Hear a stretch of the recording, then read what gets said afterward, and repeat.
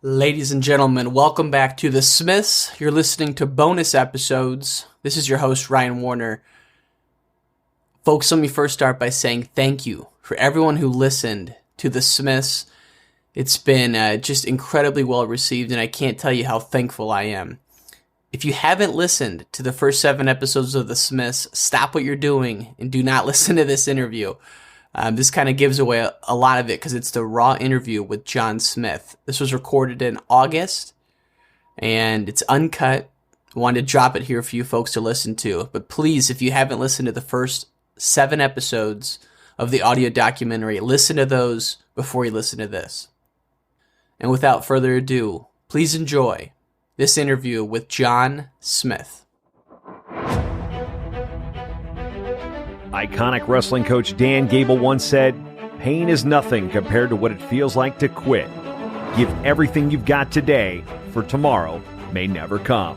Gable could be describing those whose achievements have earned them the honor of being inducted into the National Wrestling Hall of Fame.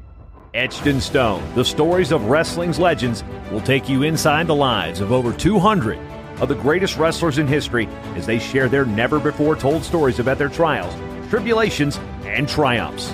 Competitors, coaches, teammates, and those who knew these athletes best will also weigh in on their accomplishments with their own unique perspectives. So cool. Well, I am ready if you are. Yeah, like you I'm said, ready. Take a break at any time. Let's start at the very beginning. Talk about the first time you saw or heard about Wayne Wells winning the 1972 Olympic gold medal and what impact that had on you. You know, I think it was probably TV. I mean, I was 7 or 8 years old at the time, and probably I saw it. You know, we were sitting there probably in the living room, and of course, our family kind of followed OU wrestling, probably more so than OSU. We knew more about OU because we were kind of OU fans. You know. So I don't know how we learned about it, but I remember meeting him that year, you know. So it was a big moment for all of us, watching the Olympics. And you know, I can't visually remember whether I watched him wrestle in the Olympics, but I just knew Wayne Wells was an Oklahoma Olympic champion in wrestling. And by that time, you know, LeRoy was having a lot of success, you know. I was 7 years old, started 2 years before that, and having success. So I think we really were moving into, you know, taking this sport in, you know, and just, you know, I think that just hearing, you know, that an Oklahoman athlete won the Olympics in wrestling just kind of, for me, was a moment that said, this is something you can do. You know, it became a little bit more reality. I don't even know if I thought about the Olympics before that. You know, I think the first time I thought about being an Olympic champion is when Oklahoma's own Wayne Wells won an Olympic gold medal, you know, and didn't know, you know, little did I know that 2 kids up here in Ponca City, Shelby Wilson and Shelby Wilson and who was our 2 gold medalists, Bobby Wilson or Shelby Wilson and Doug Blueball. Yeah, from Ponca City, won in 1960, 5 years before I was, you know, and then got a long history behind that, you know. But all I knew is reality, and reality was 7 years old. Wayne Wells was an Olympic champion, and that was something I wanted to do. You know, that day I heard about it, that day I whether I watched it, whether I saw him a parade on TV, I know that I shook his hands later on, you know, in that year, which was an exciting moment, but it just became reality. It was when my Olympic dream started, and it was because of an Oklahoman winning an Olympic gold medal. And it's cool because 72 was on TV a lot that year. You had Gable, you had the Petersons. A lot of success. A lot of success, yeah. And then and we're going to go back to your childhood, but one of my favorite relationships you've had is with Coach Chesbro. Talk about the summer camps and traveling the country with him and just how that relationship started with Coach Chesbro. Well, LeRoy was already here at Oklahoma State, and I was 14. Yeah, probably 14. And of course, Tommy had a younger son, and Todd, who I ended up coaching. I think our gaps a year, Todd would be a little older than Pat. So, Todd would probably be, 23, 33, 40, 43, 44, so 10 years difference. So anyway, I don't know why I brought up Todd. Todd was always kind of drug along with me, Well, I was told that in the late 80s, Todd was the drill instructor for Coach Chesbro at those camps where Coach Chesbro would be in Levi's and wrestling shoes and he'd say, Todd, do this, this, and this. But I heard that was you 5 years earlier. Tell me about that. Yeah, we traveled around. He just kind of took me in his wing, and hard work, man. I mean, nothing easy about it, 3 times a day. And of course, he was the best teacher I'd ever been around. I mean, you talk about in a drop of a hat, can do a 2-hour clinic. He could do a 3-hour. He could do 5 straight hours, and just boom, boom, boom, boom, boom. Skill. Was phenomenal, And so, through those summers, with Tommy Chesbro, and a lot of it was Paul Martin, was the assistant coach, now attorney here in town, a good friend of mine. We just kind of traveled around. I mean, from I remember being in Montana several times. I remember being in Ohio. I remember being in New Jersey. I remember being in California. I mean, it was just like, over three summers, I think it was 3 or 4 summers, I was just everywhere. In Stillwater, Oklahoma, and so imagine that you're teaching the skills. Coach Chesbro's barking out drills, and I really developed through those summers into a very knowledgeable wrestler. I didn't really take those skills from those camps and immediately start using them. I think when my attitude changed about wanting to be the best, those skills all came back, right? But I think I was, you spend, 4 or 5 weeks of your summers out on the road and working six days and on the mat, 2 hour 3 times a day. I'm not sure that you stay motivated all the time, but for me, those skills that I really developed during that time didn't help me right away. They came back when my attitude of what I wanted to actually accomplish, began to take hold, wanting to be an Olympic champion, but now living that life. When did that happen? I would say probably, I would probably say after my son. A lot of things happened after Jim Jordan beat me in the NCAA finals. And that's probably more so than anything. That match, you've heard me say it over and over again, I couldn't have beat him that day. I probably couldn't have beat him. I couldn't have beat him a month from that day. We have a tendency to say, I could have won that match. Well, I couldn't have won it. I wasn't going to win it, and I wasn't going to win it a month from now, and wasn't going to win it 6 months later. He beat me up, and I had every intentions of winning that match, and he never gave me a chance. So I think after that, a lot of things happened for me. Just an attitude change, a commitment. It really kind of gave me a sense of where you want to go. You talk about being an Olympian. You talk about wanting to win now.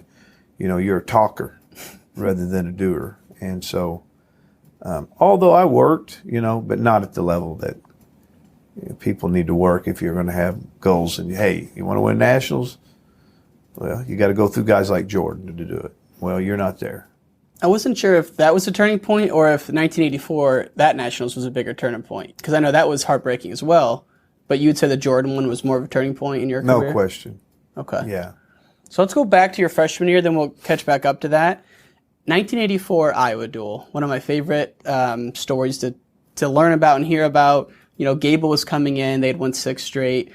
Chesbro was your guy. You guys had one of the best teams ever in 83, 84. What do you remember from that Iowa Duel when you were a freshman there? Trezino match, you know, it was pretty exciting. He was strong. He was better than me. You know, I probably should have redshirted that year. No, I shouldn't have. The whole thing, you know, my career played out perfectly. I shouldn't say that. I was just immature, you know, but I beat a lot of guys that year just on pure, you know, attitude. And I think that night I beat Trezino on attitude. You know, he was a strong kid, had a lot of success at Iowa, and later on showed it at the national tournament, you know, where he stood nationally.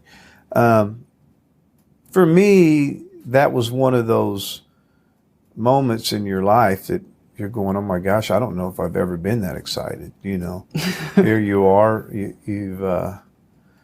know, you're a true freshman, and you're wrestling in one of the biggest dual meets of the year. You couldn't buy a ticket. The old Gallagher Hall, packed. I remember walking to the gym. You know, that was back when I think we weighed in 5 hours before, or maybe night before, you know. Mm-hmm. I can remember walking to the gym like 2 hours before, and this line was just, you know, going all the way down the street. I mean, and it was 2 hours before, you know, and I'm like, uh-oh. I said, this is serious. And so it was just exciting. And the way I won, and it was one of those matches that you just, you know, you feel the excitement, and you helped your team win a big dual meet at a one time in history, you know. Mm-hmm. And definitely my memory of it is just one of my cherished moments in my career, you know, just the pure excitement. I don't think I've ever felt that other than maybe 2 or 3 times. And of course, winning gold medals, winning your first, doing things for your first time is always the best. Sure. You know, your first medal in the Olympics, your first NCAA championship. And for me, my first big match in Gallagher Iba Arena, you know, exciting. I have Corey Bass talking about the environment that night. Now, granted, he was a high school senior, but he's also kind of reminiscing here of what it was like in the locker room, because from what I understand, the wrestling room was in the dungeon. Yeah. And as you're warming up, you could hear people upstairs kind of getting in there. And you'd always warm up down in they called it the dungeon. It was our workout room, and it was a dungeon. But it was in the basement below really the floor. And you literally could hear the band playing, and you could hear the crowd wrestling or kind of just muffled of people. But when those doors, and we were really ready to run out and the duel would start, there was nothing more that would send, you know, chills, goosebumps all over your body as you run out. And you look up, and there's just thousands of people. This is before they raised the roof. It would hold 8,000, but I'm telling you, it was packed. It was people were on the floor, and we would run on the mat. And me being the first guy out there, it was a sense of there's no way I'm going to lose tonight. There's no way that somebody's going to come in here and beat me tonight. I've got, number one, this is the rowdiest place in the country. Yeah. Is that how you remember it? Oh, yeah. Warming up down there, and you can hear the people upstairs. And yeah, you hear them stomping, you hear them. Yeah, it was you know, we've had some wonderful events since then, too, you know. And, just that old Gallagher Hall, it just squeezed them in there, man. And when they were right up on top of you, I miss that hall, you know. I think what we've done here since then has been a positive, but yeah. Almost like the UNI place, kind of how it's real tight. Yeah, probably a lot like UNI, but you know, obviously it's 6,400, and I think UNI maybe 2,500. But yeah, similar. Those old type gyms or not gyms, arenas. But it was unbelievable. I mean, it was just incredible feeling to be a part of it. What did Iowa and Gable represent that time as a young OSU wrestler? Well, he was in the midst of, having some of his run at national championships. They were our competitor, right? I mean, it was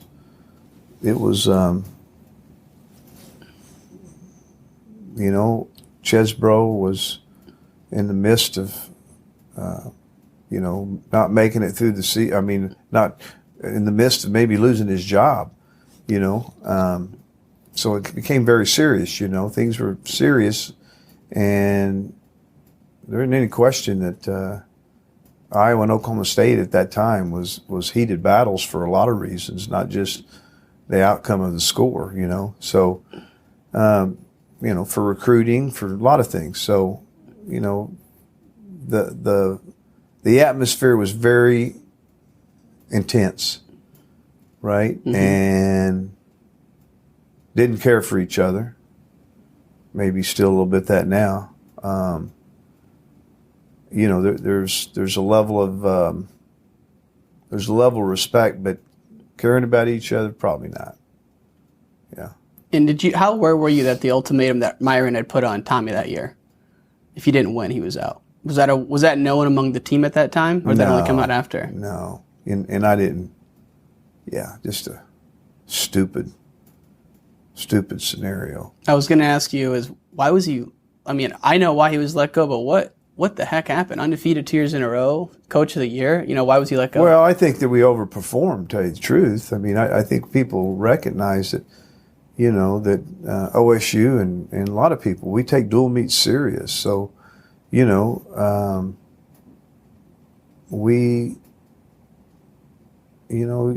build fans up. The greatest thing we have in wrestling is dual meets. Mm-hmm. I mean, if you're drawing, 8, 10, 12,000 people out here or you give them one match where we're packing it, that's 13,000 people that are be exposed to a dual meet. You don't have 13,000 going with your nationals. Right. You got about 800. So Chesbro was a dual meet guy. I mean, he wanted to present. I mean, we brought our game to Gallagher Hall and Gallagher Ibe Arena now, and that's the right model, And sometimes I think we overachieved those 2 years. Really, I was part of one of them, and then the one before me, I wasn't. I was still a senior in high school. But be honest, when you look back at those guys, I mean, you're just like, these guys wasn't like highly. Some of them were local kids on the team, and all of a sudden, you go undefeated and you take second 2 years in a row, and that's not an achievement, when really it was, Right. When we beat Iowa, I remember in '84 when we beat Iowa here at Gallagher, something 30-66. They were a better team coming in. Yeah. We just had a great match. We performed at one moment, in the season where the world's watching and we showed up, right? And you should have an advantage at home, right? For sure. So some people, over the years, they're going, I'm just like, yeah, I mean, Tommy Chesbro, if I would have done something my freshman year, we would have won, You feel that way? But I didn't place. Yeah, and it probably cost us points, but was I, knowing myself now, was I ready to place? Heck no. I wasn't mature enough. I was still, things were running through my mind like I was a little, 7-year-old kid, is that a reflection on your coach? Sure it is, unfortunately, right? So anyway. What do you mean you weren't ready to win or ready to All-American? Oh, I was a kid, but put me on the mat in a big match, I'll show up. But take me through a 3-day tournament that's a grind, I wasn't ready for that. and I wasn't. Right. Emotionally, stability. I didn't necessarily lose because I didn't work. I really got beat because somebody was going to beat me. I wasn't prepared mentally, nor was I mature enough mentally. But I wouldn't take the year back. Right. Yeah. So, sometimes we forget, and when we look at teams, we go, they've overachieved this year, and I really believe Chesbro's teams those 2 years, they overachieved, because looking at the guys and the makeups of those teams, there's a couple guys, right? Kenny Mundy, Mike Sheets, but Mike Sheets didn't get recruited everywhere. Mm-hmm. Mike Sheets got recruited probably, maybe 2 or 3 places. Locals, right? Local yeah, schools. Yeah. I think that nobody, but he wasn't. I don't know where he stand at the time in the nation, but I think when he beat Kenny Mundy, people noticed that in high school. You know? For sure. They noticed him, but it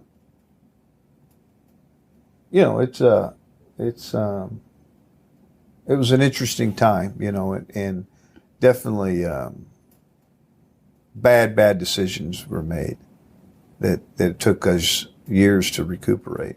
How would you compare C and Chesbro's coaching philosophies? Quite different,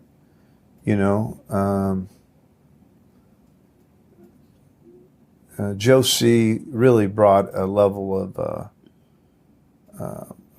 to OSU that really helped me, a level of skill, and most of it being motion oriented, and just moving your feet, and just the idea of moving your feet more is what helped me a lot, moving in that direction, because it goes back to, it allowed me to do a lot more skills that I learned at that young age with Chesbro, and elbow controls and things like that, duck unders that really fed off of moving your feet, jab fakes and things like that. Mm-hmm. So really, they were quite different in their approach to teaching wrestling. But again, I think Joe C was skill first, Tommy Chesbro was skill first, power, conditioning second, and I think it's really a good way of teaching young people, because I think for longevity purpose of that kid, they don't get bored. That they stay focused, and they have some pride in their skill in what they do. I just think it's just a good teaching. I think it keeps kids motivated, I think, a lot more when skill's taught first, and the emphasis of skill, and second, we all know we got to be in shape. We all know we got to go 7 minutes. Well, that's a responsibility of yours. Yeah. But it needs to, you needs to recognize if you can't take someone down, okay, you're not going to win anyway. So you can't turn someone, you can't get up off bottom, you're not going to win anyway. You know, so and I think it de-emphasizes conditioning, where some kids have grown up and all they've heard is shape, conditioning, it just wears on them. Mm-hmm. Right? It just constantly, and then they're always asking themselves, am I in shape? Because that's all they've ever heard. You're not in shape. You're not in shape. You fell apart in the third period, this and that. And I think I in my coaching, I see it, the ones that are that have fear of getting tired. Mm-hmm. Now, when you talk about, so obviously we're talking about skill and technique as opposed to the Dan Gable Iowa style, because that was kind of the predominant system at that time. When you lost to Jim Jordan, this is one of my favorite periods of your life. You go into this self-exploration phase of where you kind of thought of yourself as a scientist curing cancer, and you lost track of days and months, and you really just started to become hyper-focused. And I even get chills talking about it. I love hearing you talk about this. Let's start at the very beginning. How did you start the low single? I heard you were drilling with Jerry Hickman, and you were hitting some outside singles, and you kind of fell into it. Let's start at the beginning of the low single and how that phase, that 8-month period started. Well, I think I won a national championship and a world championship before the low single. Okay. So I think that was in 87. In the 87 year, I won my first NCAA championship and my first world title. It was without the low single leg. I felt it back in, back in 86, 87, and occasionally would do it in the practice room. I sped up that process when I hit it in a match. I can't remember. I think we were overseas in somewhere. We were overseas in maybe dual meets, and I just remember hitting in the match for the first time just out of instinct, and it felt so good, right? And that's when I really came back and put a lot of time into it, and that was in 87. Jerry Hickman, yeah, a lot of times we drilled. I mean, a lot of nights we drilled, and over and over and over again, hitting your knee, hitting your knee, hitting your knee, hitting your knee. The finishes were pretty simple, buckle the knee, cover the hip, and if you shoot your head through, coming out the back door, It's nice to see it evolve since I've really done it, It's a lot of involvement, collegiate wrestling, You go underneath the guy's legs, these guys got some real funk to come at you with. So the skills and techniques of beating that funk has materialized and evolved. Even in freestyle, you've seen it evolve. But there was a lot of time, man. It was a lot of time. There was a feeling that when things started happening for me with this low single leg, it's exciting. You've heard the story I've said that, it's like maybe a doctor in a lab somewhere, and he's on the verge of finding a cure for cancer, and how exciting would he be, to go to work every day, yeah, to save millions and millions of lives. This is nothing like, wrestling's not as important as cancer and saving people's lives, I'm just saying that when you find something that really works for you, that time for me was like motivating. It's like I went from here to a whole nother level, because in a short period of time, when I say short, I'm talking maybe 2.5 months, 3 months. When you have that kind of energy, it's amazing where you can go. Because when you have that energy and you're feeling something that's really working, and all of a sudden you're snappy with it, and all of a sudden, you're asking your partners, try to keep me off your ankle. Don't, that's all I want you to do, and you're still getting into it. It's just a level of motivation that is, I don't think everybody hits that. Unfortunately, I think only a few people do, in our sport. I don't think there's that many people that hit it in life, even professional people, doctors, lawyers. I think it's a chemistry that's brought on from work, and just passion, of wanting to do something so bad.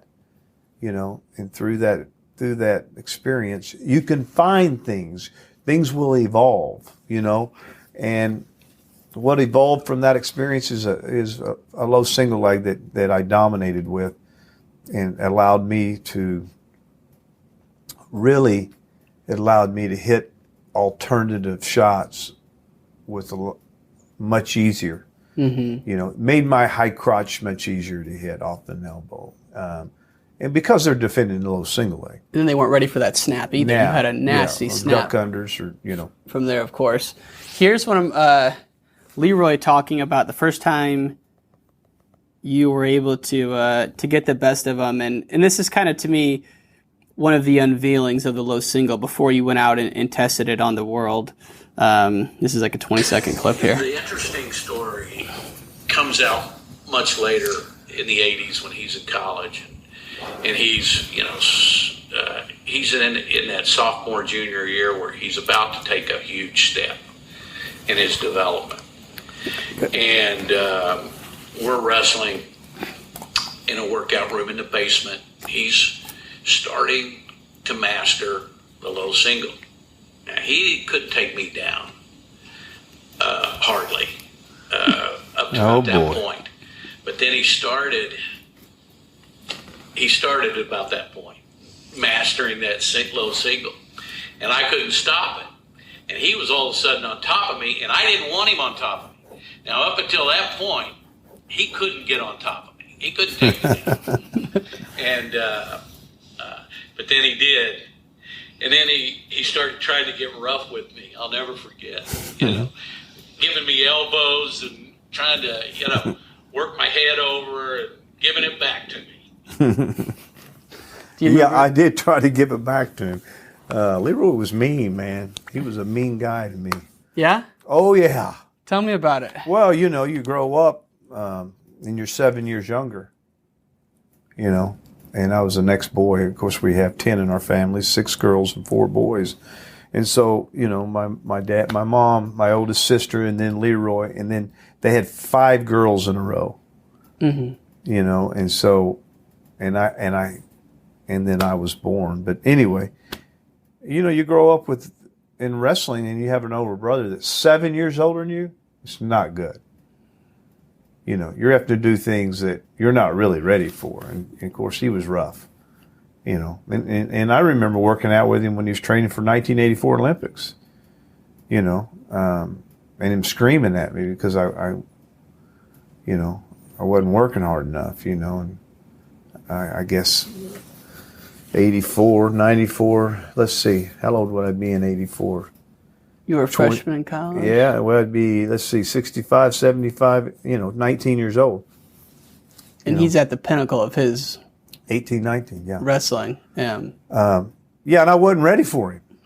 It's just like, but the one thing I did learn is I saw what it took, right? And I don't think I gave that till a few years later. I did see what it took. Even at the moment, it was miserable going with him, being around him, and because you're not prepared to train like this in the middle of the summer, nor did I want to, Anyway, that day I took him down. People forget about that. It's just, I had an opportunity to be around him while he was training. And of course, the whole episode of what happened to him was a whole nother level of motivation for me. Seeing him make the team and then seeing what occurred following that was another level of motivation. Not as much as people think. I think it was more of a depressing moment for all of us. But I think later it became motivating that, in my Olympic career anyway. But I remember the day I took him down. I know what he's talking about. Yeah, it was exciting. And I could have took him down 15 times. I was better than him. I passed him that day. I really did. And wow. He's right. He's right when he says I was going to his head. I was giving him back some shit that he was giving me his whole life. And that was a good feeling. But it's a good feeling when you have you're one of your mentors growing up, and and you're passing them. I talk about Jamel Kelly a lot in 2004. I couldn't go with him. He had passed me, and I think when he felt that, maybe unconsciously is what helped him. Maybe, yeah. I was still going live every day with those guys, and he passed me. That's the first Olympian since like 84. I think you said that you couldn't beat at your weight. Yeah. in 04 when he. He really passed me. You know, it was just like, my gosh, this kid's good. Looking back, do you think LeRoy was so hard on you that it could have broke you or dissuaded you from the sport, or would it have broken someone else maybe and like maybe cross a line? Yeah. I can imagine. Yeah, hell yeah. Yeah. Oh yeah, he was ruthless.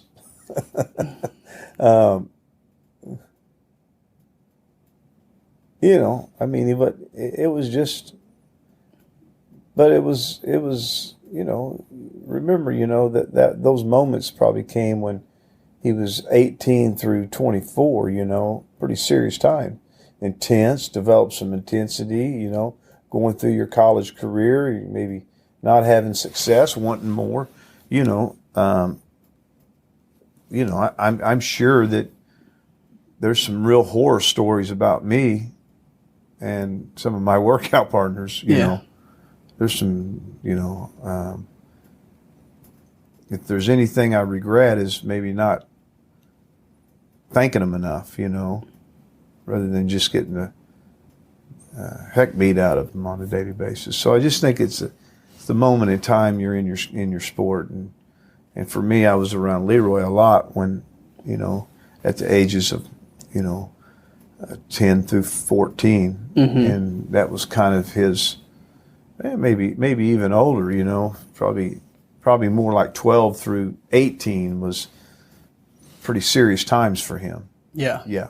And so you said, you know, I realized maybe in my head I thought I wanted to be an Olympic champ, but I saw him work out. I saw, you know, him working out with Ricky Stewart, and I thought, yeah, I'm not even there, you know, not even close to there. But fast forward to this workout at the basement of Gallagher, you start to beat LeRoy. Then you headed to Tbilisi in 86, lost to Azayev there. I've heard you took a train ride there, either before or after, and it was a really long train ride through the Soviet Union, and that's where some of your, I guess, strengthening your mind came about. I don't know if that story rings a bell or...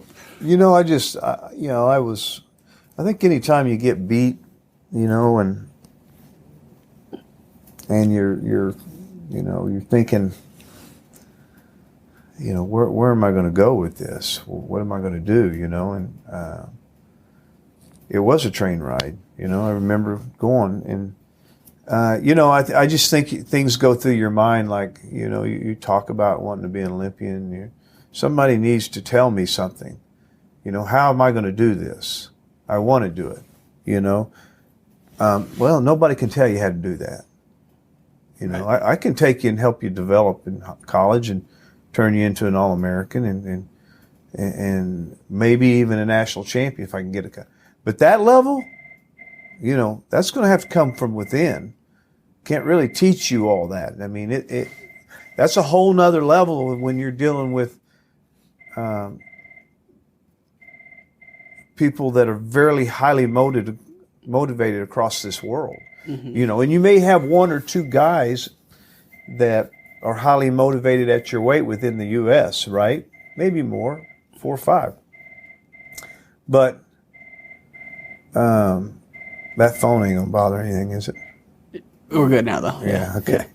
But it's also like the loneliness, but also just you had no distraction on that train. You know, back in 86, in the Soviet Union, you're not on your phone, you're not on your laptop, it's just you.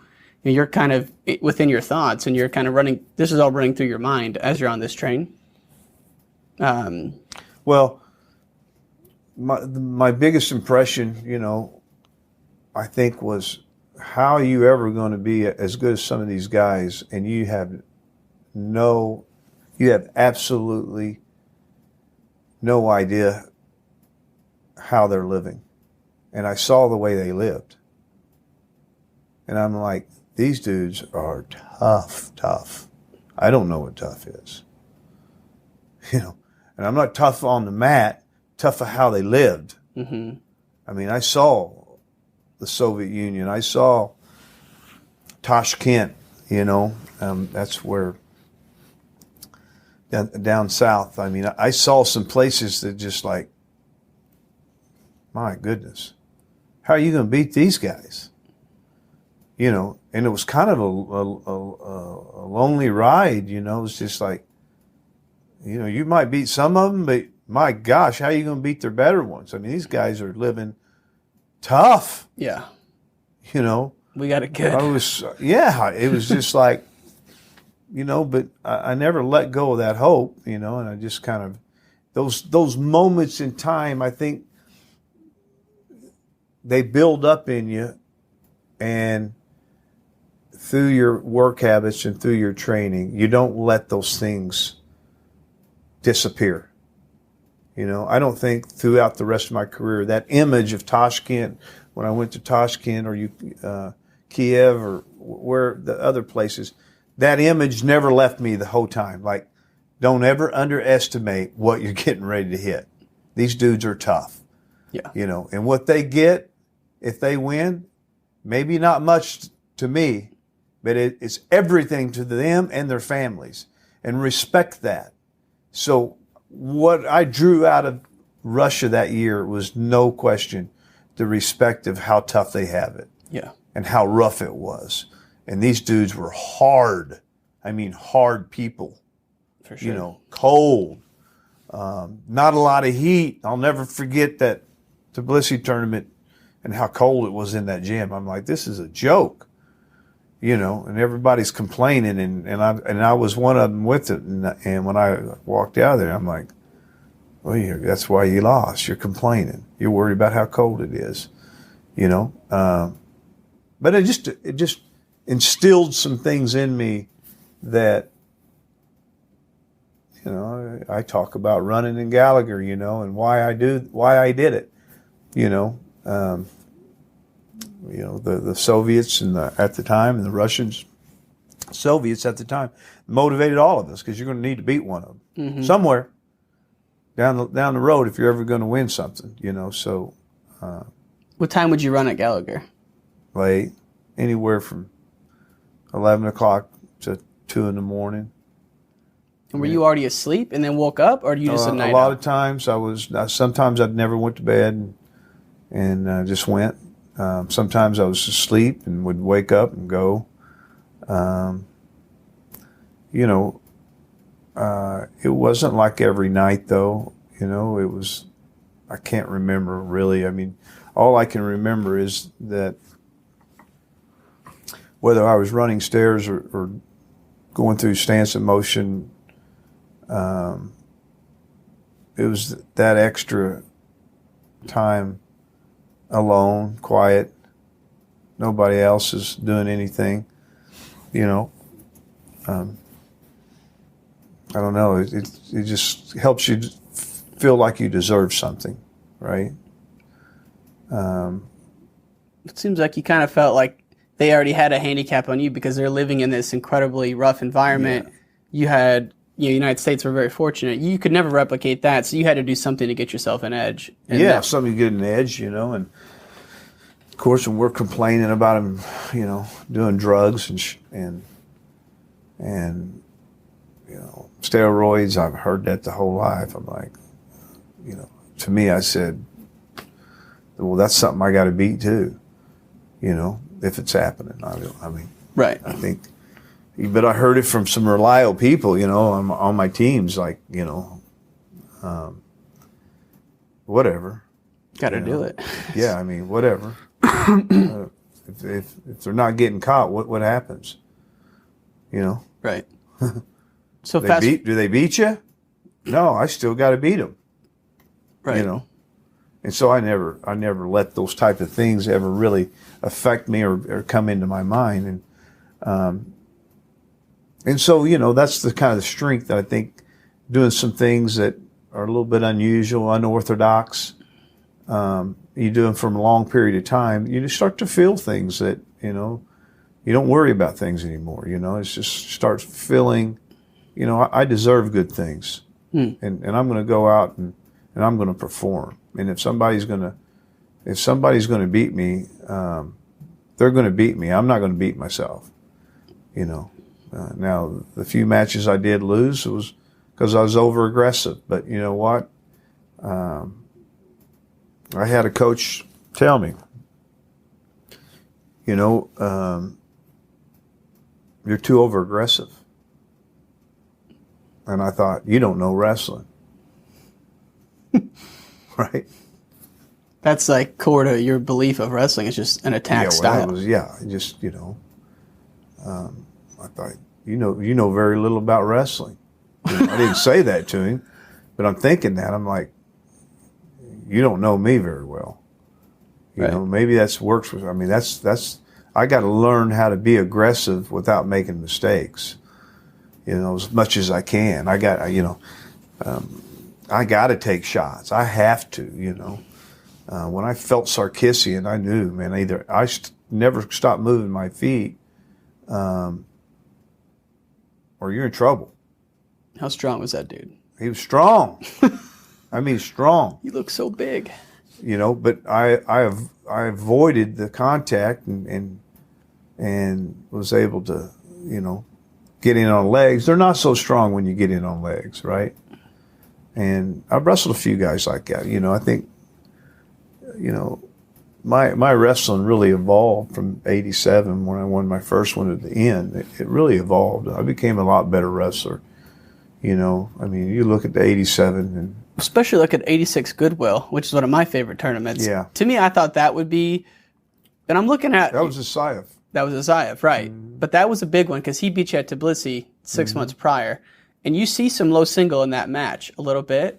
There's a situation where, to your point about being aggressive, and he's starting to break, and you're pushing him, and you hit a low single. He had a really nice finish. He tips you for 2, then you get 2. Whereas 4 years later, I don't think he would have scored that 2. Yeah. So when we talk about aggressive, I think it's aggressive in your mind. Okay. That I'm constantly on alert. I'm never relaxed. I'm just constantly on alert of what's happening in the match, and that's aggressive, right? And sometimes I'd go through moments in a match, especially when I'm younger, or even when I got older, that maybe you get comfortable and you let your mind drop back a little bit and you get taken down, right? I think we all do that at times, but when I needed to be alert, I was at my best. And there's no question. For sure. And I'm not sure you could stop me from scoring, especially later in my career. How impactful was winning the Goodwill Games in '86 for your career? It's huge, right? I come back off that. I hadn't been a national champion. It was big, because he did. That was Saif beat me in Tbilisi that year. And then it was the games, it was kind of it was a unique event that this was the first year of it, and it was big, pretty exciting. I mean, it kind of reminded me of maybe the experience I was going to have at the Olympics, right? And man, I was around some good guys. Yeah, it was a good team. Team was loaded. Yeah, and they had a good team.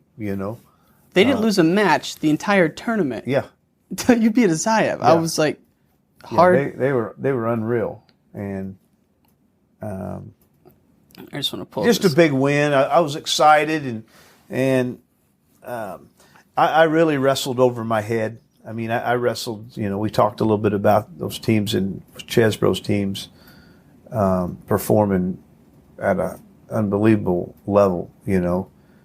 And I think even then, at that time, I performed over my head. But what I experienced from winning that tournament, and then listening to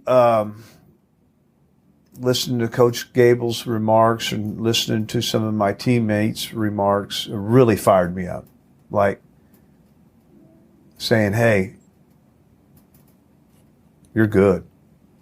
And you hear that from Coach Gable, or you hear that from Bruce Baumgartner, you hear that from Dave Schultz, or, those are the things I got a chance to hear at was 19 years old, 20, 19, 20. It just, okay, I'm here. Well, because you had to think, your freshman year in college, your first day at Stillwater on campus, you had to, if someone would have told you by your third year you would have won 0 NCAA titles, you probably would have thought the world was over, right?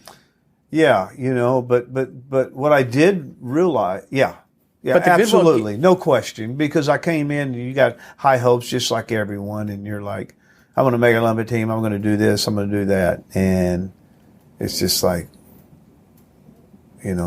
whoa. And what happens through that process is you got to make a decision whether it's that important to you, right? So we have a lot of kids that come into college and they have high hopes, big high hopes, but they get in this process and from the academic side of it, they're going, oh my gosh, this is hard going to wrestling.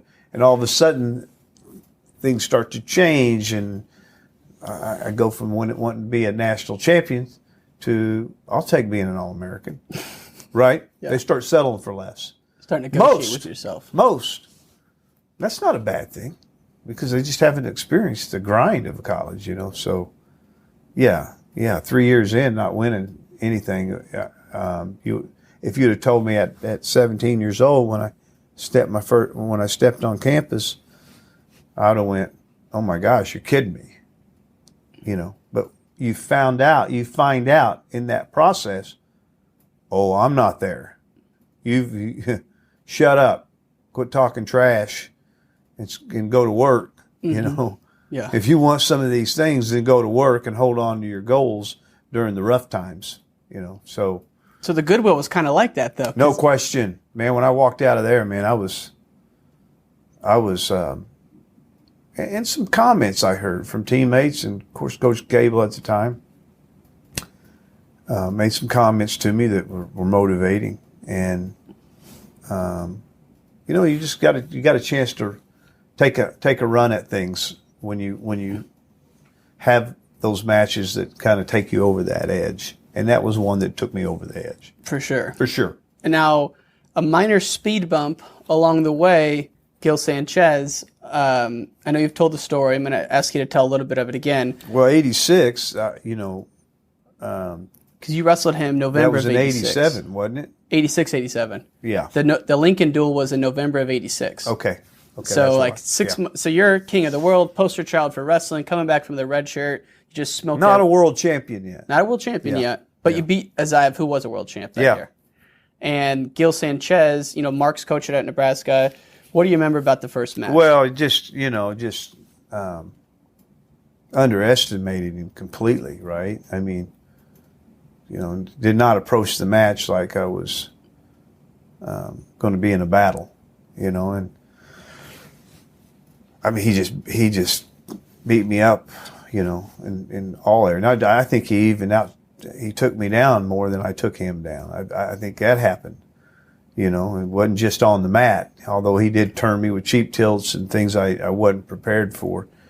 And just a humbling experience, just really embarrassed.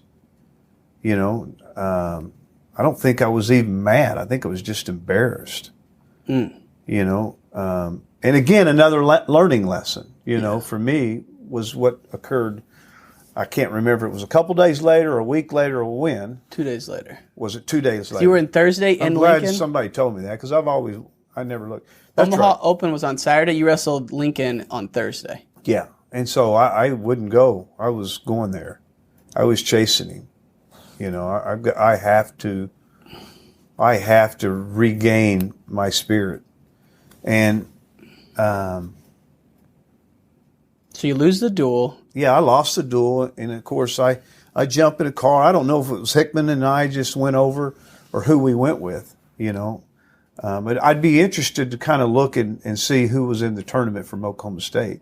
That would kind of tell me my story a little bit more. Corey, so here's Corey. That after you lost in Lincoln Thursday night, this is what Corey said. You said in the hotel room, and he went with you to the Omaha Open. Yeah. This is what Corey said.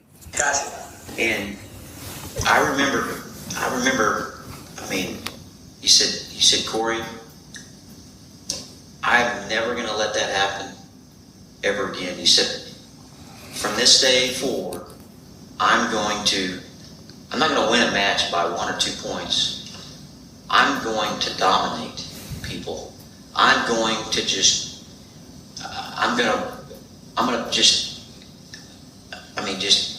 punish them. And I'm going to separate myself from being good to being great.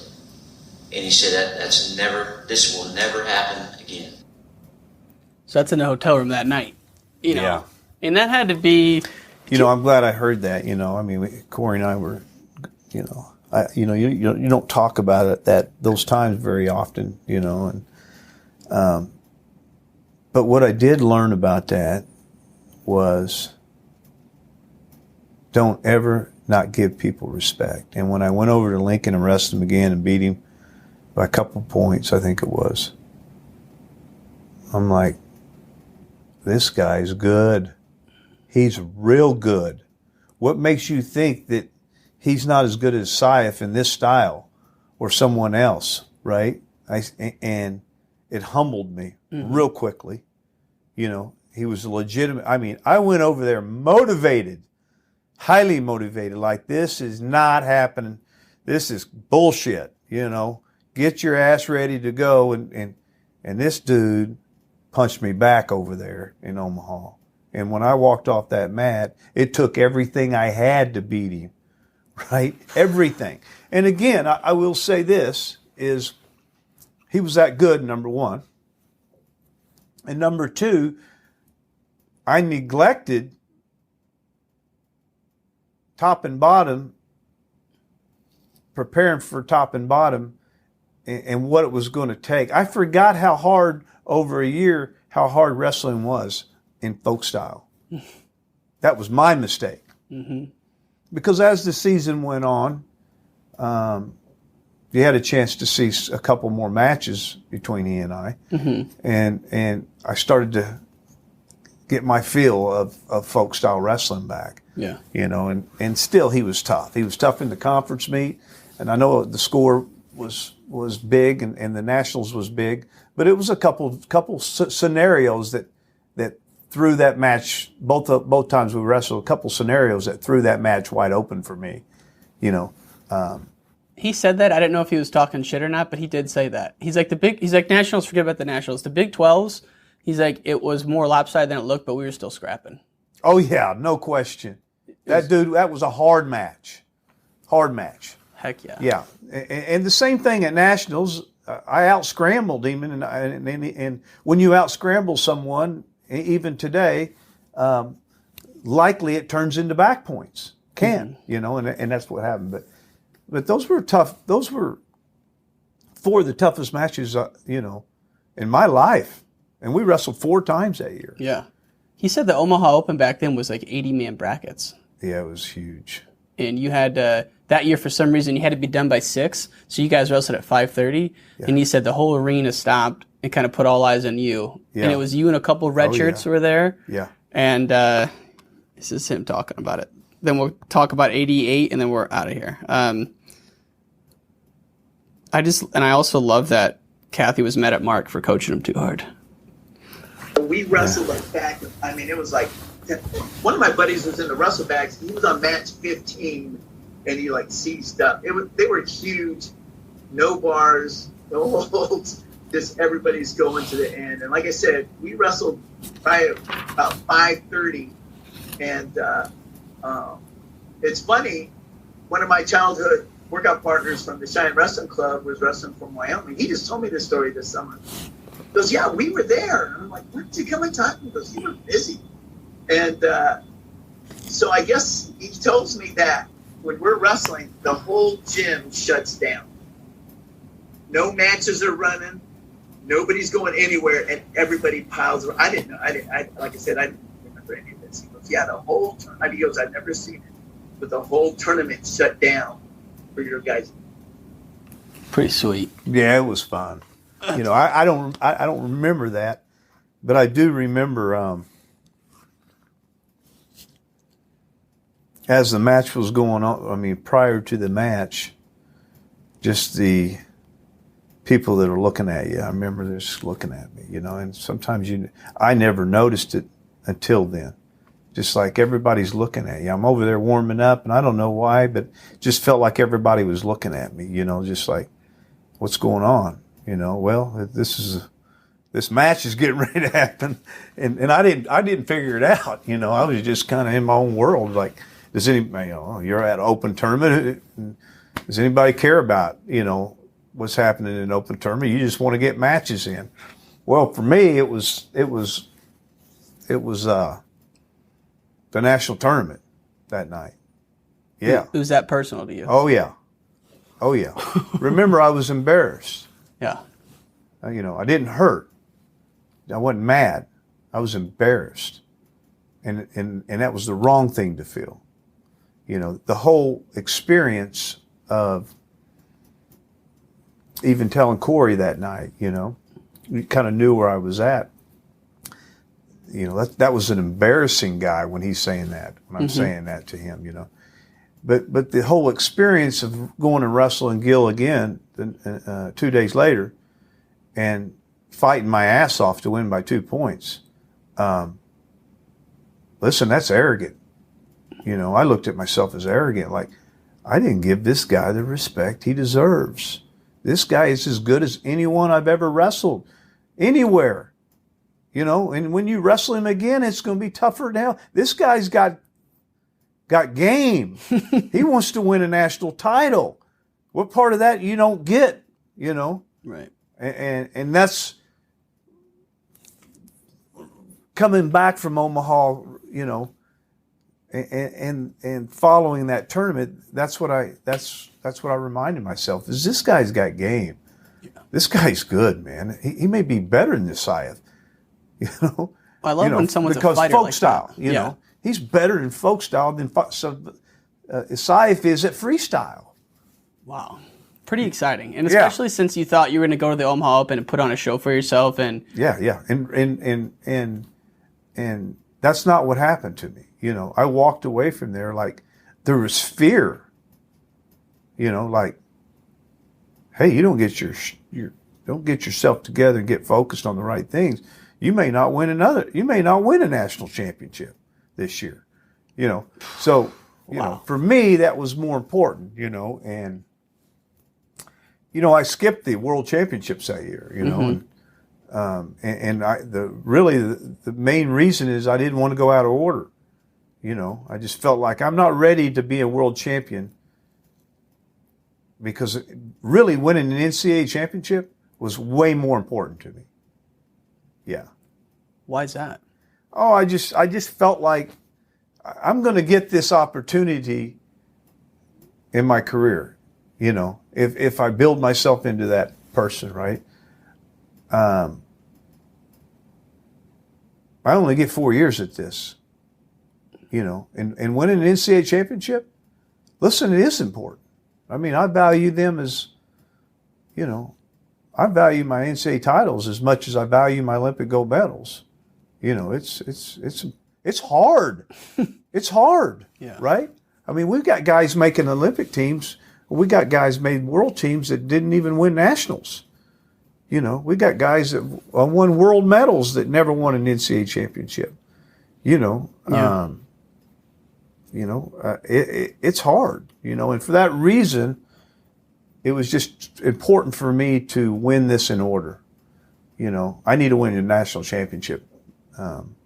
Was it hard to get motivated for the second one against Melchiori when the Olympics were just 5 months away in '88? No. Although that was an awkward match for me because, again, a lot of times you get to a point where you think you should be dominating, and you forget, listen, learn how to wrestle hard matches, tough matches, you're going to, and of course, in freestyle, if you have a couple of turns, it can separate the score quickly and you can dominate a lot easier in freestyle, Folk style, that Mel Corey match was tough. I mean, even though I separated the score, every point seemed really hard to get, and and the second one's always tougher, right? For sure. And but I just think people forget about how hard folk style wrestling is. It's hard. Especially that tournament, that 3-day tournament. If you're not ready every round, if your weight gets out of control, Friday. NCAA championship? That's what I'm talking about, yeah. That, Thursday morning can get weird. Tough. Yeah. It's the toughest, it's tougher than anything in the world. I mean, you know, it's tougher. It's a tougher event. It's a beast, you know. For sure. Yeah, and it's you got to prepare for it, right? You know, and it's not so much a beast from the level of conditioning, those type of things, because it's late in the season. If you're not in shape, then you've got problems anyway. But just going through the emotional swing, you know, 3-day weigh-ins, you know, morning, afternoon, you know. You know, it's hard to get on a string, you know. I mean, a string of winning matches, you know. You wake up in the morning, you go warm up, you wrestle one match, you go back, you come back 3 hours later, you know. Yeah. And you do it for 3 days, you know. So it's a whole different thing than the World's Olympics, obviously. Well, yeah, you wrestle one day now. What is it? Right. You know, I mean. So we're not going to get to the 88 Olympics today. I do want to. We have about 15 minutes left. Do you want to take a break or power through? Power through. I'm good. Power through. Okay. So one of my favorite rivalries is you and Randy in 88. And Randy talks about, you know, in 88, he came back. He met you in Vegas. You were in Vegas. I'm going to play you this clip. See if you remember it. This is the last clip I'm going to show you. I had no idea about this, and he talked about it. And he has an elephant memory, you know. So you guys are at Vegas for the Cliff Keen tournament in like 87, 88. We played blackjack together, and he's telling me that I'm going to attack you. I'm going to turn you. I go, you're going to turn me? No, you're not turning me. I go, you can't stop my gut wrench. I will gut wrench you. I will turn you. And he was telling me he was going to throw me. I go, well, come on upstairs and see what it's like. And we were both getting cocky, but I didn't feel like I could get as cocky as he was, because he was the reigning world champion. I didn't even know if I was going to be able to wrestle. And then, but I still talk about that with John. Do you remember that? Probably happened. Yeah. Now we played cards all the time in Vegas. Yeah, that's probably, you know, I probably never assumed I was going to wrestle him either, because here I am sitting with him, and he's probably weighing 165. You know, and the weight class is 136. Whatever, Randy, you can't beat me. You know, come on, buddy, come on down. Never did I remember playing with him, and I'm sure I said some of that to him, because I probably assumed, you know, you're fat, and you're never going to make weight, and you're never going to be down to my weight, you know. And little did I know that he did do it, you know. And so, yeah, I probably said those things, and but not knowing that I would wrestling. I know myself well enough. Like, you're a competitor. I probably wouldn't even been playing cards with him if I knew I was going to wrestle him. Really? Yeah. No, I don't want a relationship with you. You know. You know. I mean, not because you're a threat to me. Mm-hmm. You know. Now, the first time you guys wrestled, Reno that year, you beat him 10-8. Mm-hmm. Back and forth battle. Yeah. What do you remember about, you know, you've wrestled a lot of guys. He's incredibly unique. You lead with that right leg. You kept taking the bait on the high crotch a lot. You finished a lot too, but he had a good crotch lift. Talk about wrestling Randy Lewis. What kind of challenge was that to solve? Well, first off, I'm still getting better. And, you know, I've told this to a few people, that in 1991, I would have teched John Smith in 1988. Yeah, wow. I really believe that.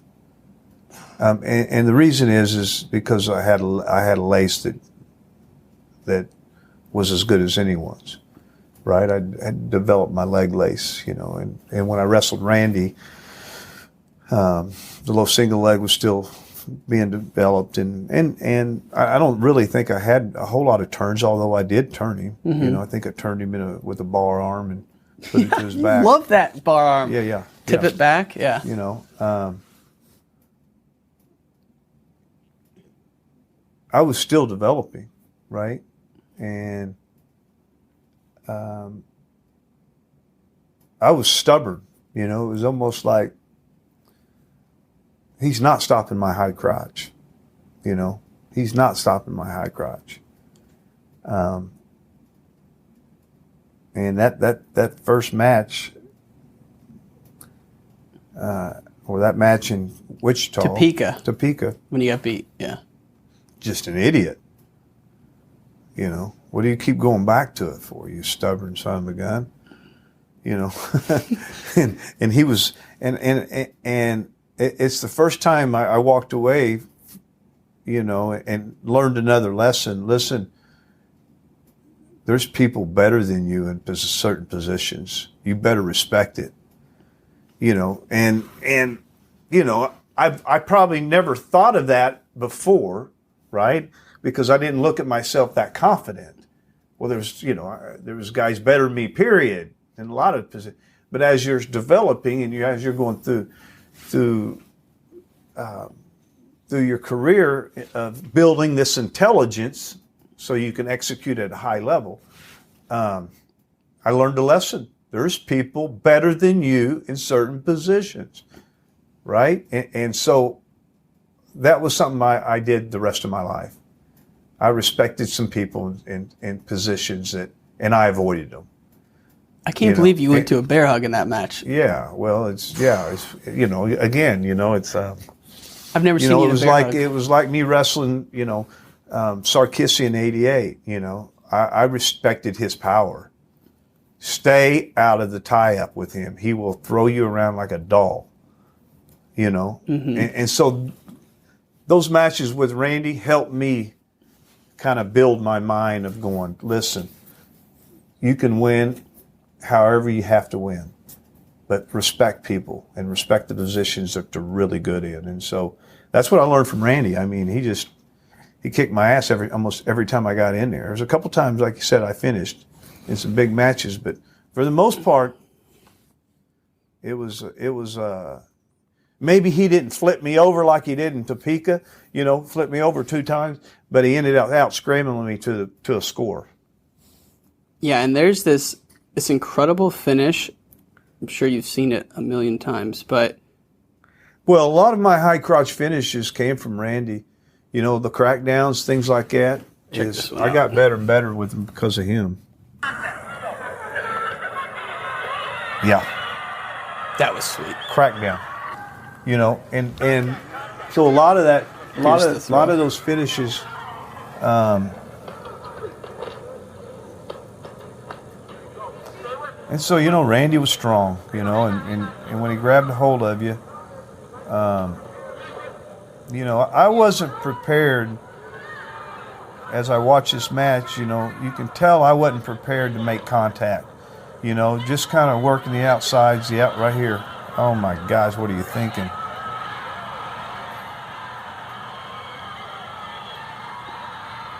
Yeah, but guess what? You know, as strong as he is, he couldn't hold me on my back. True. It's incredible that I tell everyone. I mean, that was pretty tight too. Tight, and he's got a good headlock, and he knows how to. You know, he's got Greco skills, and he's a strong guy. But he's weighing 155. You know, when I looked at that, I'm like, if you couldn't pin me there, you can never beat me. You know, I mean, you're trying to get something positive because you haven't. You know, you're not sure if, you know, this old guy should be going 10-8 with you. You know, right? And I kind of backed up a little bit and. You know, I reminded myself of those experiences. You know, listen. You know, remember Gil Sanchez? You want to go down that road again? Help me focus in a little bit. And even though he beat me, it wasn't that I had a bad match. I just kept going back to a move that I shouldn't have been in. You know. What did you notice just from you said when it was playing? You were in your stance. You were on the outside more, and you weren't engaging. What did you notice? Just I just look at a young kid. You know. That's why I said, you know, in 91, if you want to see my best performances, you know, I don't know if I went undefeated that year. I just know I felt at my best. Yeah. Any time in my career, like I think I went through the World Championships. I believe I falled everybody, you know, and that was the old 15-0, you know. Right. And so I just look at that kid, you know, and kind of know the kid that I was in 91 going, oh, you'd get beat by him bad. Why'd you go train with Gil and Mark Perry after that in Nebraska? I was injured. I hurt my shoulder against Randy and Topeka. And, of course, time wasn't on my side. I can't remember how fast. 6 weeks. Was it 6 weeks? And you had to go through the tournament. Even though you were the defending world champ, that Topeka tournament was that important where now Randy had the bye to the finals. You had to go through Jordan. Yeah. Yeah, I'd go through all of them. And then you had to beat Randy again, the best of 2 in Florida. Yeah. And also in the back of your mind, is what happened in '84 playing into any of this? Oh, I think so. I think always, that not as much as you think, because LeRoy was also trying out in '88, and so I was glad that he had his opportunity to go again.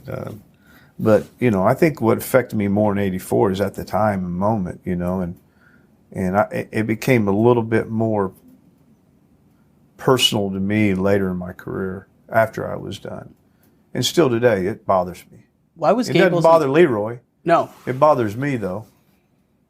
Why was Gable's involvement such a big deal in that whole thing? It's you just leave it at that. I'm not going to go into it, but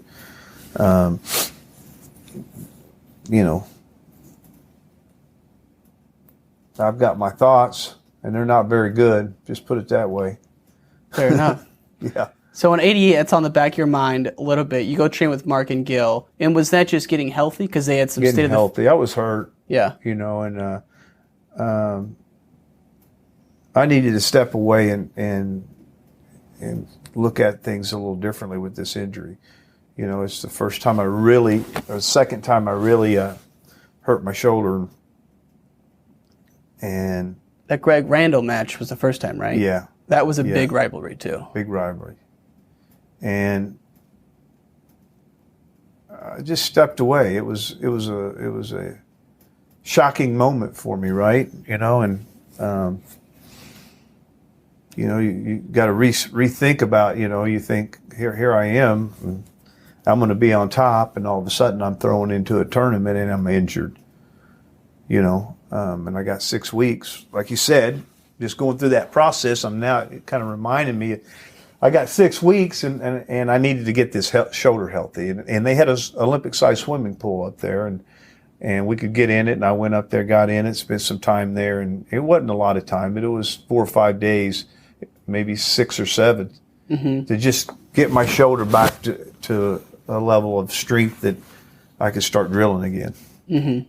And then you came back, Olympic trials, you avoided those positions. Even though he scored a little bit, you really handled him at the Olympic trials. Mm-hmm. I just want to show you this last clip of Randy because it's really cool. He gets pretty emotional here talking about just what the series meant. Because you guys wrestled 4 times in about 2 months, and just how much improvement both guys showed in those matches. This one isn't very long either. And I remember walking off after that match, and I was thinking, wow, I said, that's the best match I've ever wrestled. I lost. I go, John Smith is way better than I thought he was. Yeah. Pretty cool. Well, there was a lot of skill developed, for me in my matches. My short time I wrestled him, there was a lot of skill. And what I mean by skill is that I needed to redefine. I needed to go back to that finish on that dump. I needed to keep people out of my, what came from all that is I don't know if I ever got flipped over again in a high crotch position when somebody got locked. Mm-hmm. I don't know if I ever flipped. I think I scored in every one of them. So I evolved that. If you're going to be here, you better evolve this because somebody showed you that they're better than you in it. Randy was good, man. Yeah. He's as good as any Olympian I ever wrestled in freestyle. Wow. Yeah, no, there's no question. He was a freak, and to be off that long, come back and make a challenge, that just tells you, where what he thinks of himself, right? I mean, that's what's impressive. Right? I mean, I don't know if I could ever take 2 or 3 years off and come back and going, I could pick it up right where I left off. I think I'd punish myself like, you can't do this. Mm-hmm. He just like I'm going to pick up where I left off, you know. and like he said, which is, you know, I mean, just people can't do that. He did it. Right. Right? And he was better. That's what he said. Yeah. Yeah, he was better. Well, you know, all that time he's also training. He's at Iowa. He's training, and you know, I think for him, he could have won in '88. Oh yeah. Yeah, I mean, he could have won. He could have won in '88. Well, there's only a hand. I think the only guy I don't think Sarkisian. I think their matchup would be bad, a bad matchup for Sarkisian. The only one in that bracket that was the Bulgarian. I think that might have gave him a little bit of a match that would be a little bit different than what he has felt in the past.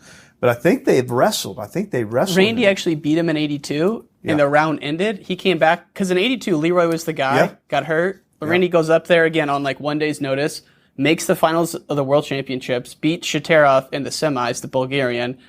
Is it Shaiman Shaterov? Yeah. Yeah. Beats him in the semis, comes back 4 hours later, and they overturn the match when he wasn't there. And they're like, you wrestled for third and fourth. And he's like, no, he forfeited. But he beat him in the match. Yeah. I watched it. It's like 13-11, though. Yeah. So, again, he's not training. He's out partying. He gets the call. Guys who have that kind of confidence, I really admire because for like this interview, I prepped for 2 months. Now I feel ready. I don't know how people can do things without preparation, you know? Yeah, no. Yeah. You that way? Oh, yeah. Your confidence comes from preparation? Yeah, preparations is, you know, everything. You Right. know, your work ethic, you know. For sure. But he beat Sarkisian at the Fiesta Bowl that year, too. yeah, in Arizona, Yeah, yeah. in '88. Yeah, he was, you know, I watched enough tape on Randy. For way better. I mean, from '84 to when I wrestled him, I mean, it was just like I quit watching '84 tapes because he really wasn't that good. Mm-hmm. You know, I mean, he was good. 20-10, 15-20. Like his matches were crazy then, though. Yeah, with Burley and those guys. Yeah, but I mean, you couldn't really take a whole lot from it. Right. You know? There was so much back and forth flipping and around. of course, you didn't have a lot to take from '88 other than those few matches where he wrestled dual meets. You know, but he was tough. My God, he was tough. Last question for our interview today. When you made the Olympics in '88 in Florida, and the next time we meet, we'll pick up from there. You know, just emotions from making your first Olympic team down in Pensacola, Florida. Well, it was relief. You know, there was a lot of relief for me. You know, I think what people forget a lot of times is, I'm not trying to beat an NCAA champion to make an Olympic team. I'm beating Olympic champions to make an Olympic team. Mm-hmm. And Randy Lewis was a legitimate threat. Jim Jordan was a legitimate threat. Two-time national champion. He was busting his tail to make that team. I had legitimate threats. If I didn't wrestle good, I wasn't going to make the Olympic team. That was just not something that was an option. I mean, I just kept thinking, I have to do this. And every time you say you have to do something, sometimes it doesn't always work out like you want. But where do you go after you win a world championship? I had some extra incentive, and probably winning that world championship the year before, it could have been either dealing with pressure from it, with who I got to beat to make the team, or are you going to use it to create more power for yourself as you go through these matches to make this team? And I did. I created more power. Like, I can't be a world champion from the year before and not make an Olympic team. Right? I mean, and so I forced that on myself, and it brought out good results in performance-wise. Mm-hmm. Not anxiety, not nervous, not, it gave me the will to lay it out there, as you would say, where you want hey, go for it, go for this, and Almost like how It Michael might have been tougher to make that team. I may not have made it if I didn't win that world championship the year before. But it was like, I'm not going home and not making this Olympic team. I have to make it. You're a world champion. Right. Yeah. Well, that's the goal of the and it document. empowered me to take another level that I needed to take to beat those guys. Well, that's the goal of the documentary is people look now, young kid says 6-time world Olympic champ. They have no idea how much struggle and how much ebbs and flows there were every single. Think about started. Think about. Oh, I know. We even got to Reynosa. We even got to Fisher. Yeah. All that'll be next time. Yeah. But and then the NCAA investigation. Then you coaching with Kenny in '92. What the heck was that? I mean, that was one of the most bizarre years I could ever. It was bizarre. It was crazy. It was another arrogant mistake. Right. But no. 88. I made that team by first out wrestling my opponents, but more importantly, winning that world championship from the year before. Sometimes it says, hey, it gets tougher. It gets tougher to win. That one there, no, it helped me. It's the reason I pushed through and made that Olympic team through through that whole experience of trying to make the team, what happened at Topeka, those type of things. Going through that tournament, that willed me through, anything. It didn't bother me that I had to go through the tournament. When I got beat, there was more fear about my shoulder and being injured, and like I got to get healthy. And it just kind of willed me through the moment in time, and but it all comes back to work. It all comes back to how you look at yourself. It all comes back to lessons that you've learned. Without the lessons I had leading up to that, that'd have been real hard for me to push through and actually make, because I was a little hurt, a little more than what people thought, and it took a little bit longer than I thought. Well, in '85, you got hurt in the Iowa duel, then you beat Randall in the semis on 3 weeks' notice. A lot of people say... Separated shoulder. A lot of people who know you say that that's the most hard-fought win they've ever seen you have. 85 semis. Yeah. Against Randall. It was tough. He picked me up and slammed me down on my shoulder in Iowa. And slammed me down. And not in an intentional way, in an intensive way, I deserve it, and I walk off that mat with a dislocated shoulder, separated shoulder, but severely separated. And the good thing is I did have 3 weeks, so yeah, you had a lot to think about, and that helped you in '88. Sure, absolutely, perfect experience, yeah. John Smith, you are the man, sir. Thank you. That was a lot of fun. You bet. All right. Was. Good questions. Thank you, sir. I'm glad you...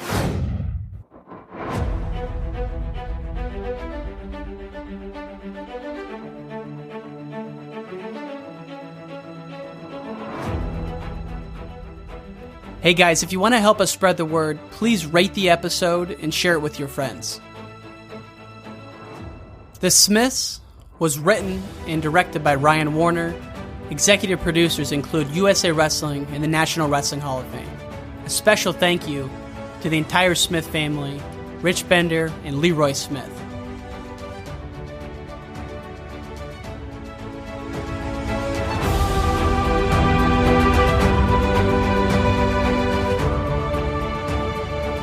Etched in Stone is an exclusive production of the National Wrestling Hall of Fame and USA Wrestling. Download your free souvenir book of any of the Etched in Stone stories produced at nwhof.org. The storybook includes the written story and is filled with pictures and videos of their live matches. And while you're on the website, take a deeper dive into the profiles of the 179 distinguished members inducted into the National Wrestling Hall of Fame.